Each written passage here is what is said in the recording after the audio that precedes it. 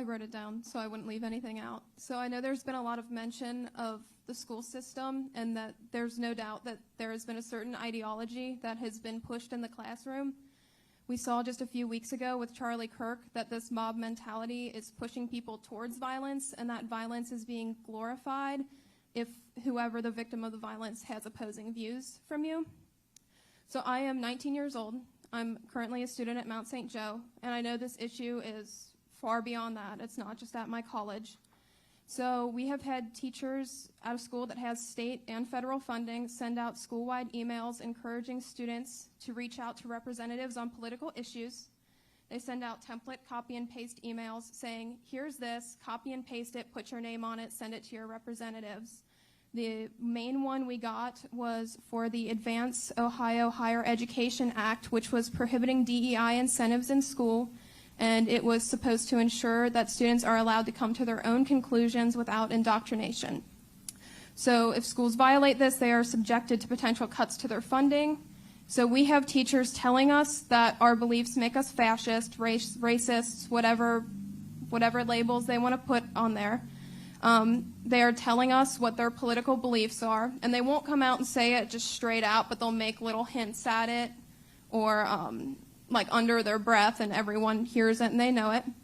So an example is I had to take a speech class where this is a required class. I had to learn about the proper pronoun usage for people who are non-binary.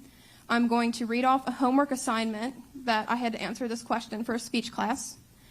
Karen wants to ban books with non-cisgendered characters from her local library. She gives a speech claiming that such books may cause her children to be groomed into choosing a non-cisgender identity. Which of the following strategies did Karen use to spread misinformation in this scenario? So we know that there's violence being pushed because they're saying, you know, the people who don't agree with this narrative that's being pushed, they're Nazis, they're fascists, they're this, that, and the other. And then they go ahead and they glorify, because we saw with Charlie Kirk, all these teachers came out and they supported it, they celebrated it.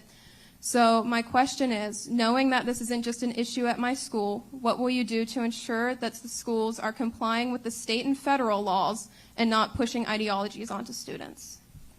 Thank you for sharing that question and the courage to give the detail. I mean, when you read that out, it's more than just you usually hear about it at a high level, but when you hear that down to, I mean, let's just be honest. I don't think they chose Karen unintentionally, right? I mean, what a loaded way to sort of ask that question. After turning it into an epithet, then they make a hypothetical, we're just calling Karen, after we actually completely stigmatized the use of that as a name. It highlights this devious, twisted ideology that puts us in a tough position. Here's the tough position we're in, right?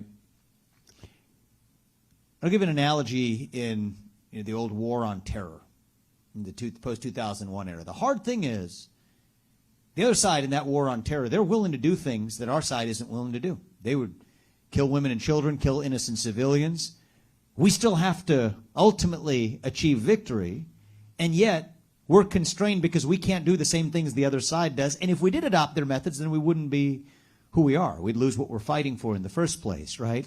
And so that's the challenge we have ahead of us, is that the intolerance of the other side for alternative dissent is still faced up against those of us who have our strong, speaking for myself and several of ourselves on stage here, conservative beliefs, still must do it in a way that respects the other side's ability to speak, but without actually turning that into its own indoctrinating weapon. So the answer to your question is, how do we do it? We do it not by imitating their methods. We do it by following the law.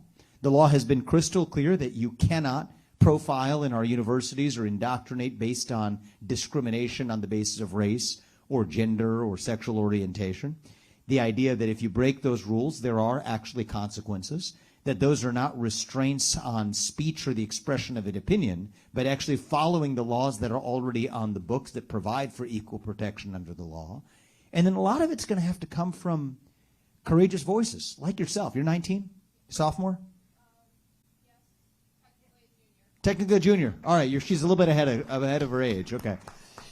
So I'll throw it back at you, because hopefully those of us on this stage, we're aspiring to be leaders in a formal capacity. You can be a leader in your own capacity too. In fact, we're counting on you to be a leader. All right? When you are, I'm going to make an ask of you. Mount St. Joe's. When you're the only person in a room, including a teacher or a so-called professor, when you're the only person in a room who believes what you do, you have an obligation as a citizen, now more than ever, to stand up and to say it. Say it with a spine. Say it with conviction, as you did today. Say it with respect. But part of respect is actually telling your fellow neighbors what you actually think, not some fake woke-washed version of it. Right? So if you step up and you do your part, because none of us can do that part for you, the job of us as leaders is to make sure that you have still the continued ability to do it without fear for retaliation from your university or without safety for your health. That's what our deal is tonight. And if you keep your end of the bargain, I promise you we're going to do ours. Thank you. I appreciate it. Thank you. Right here? Yes, yeah. Please.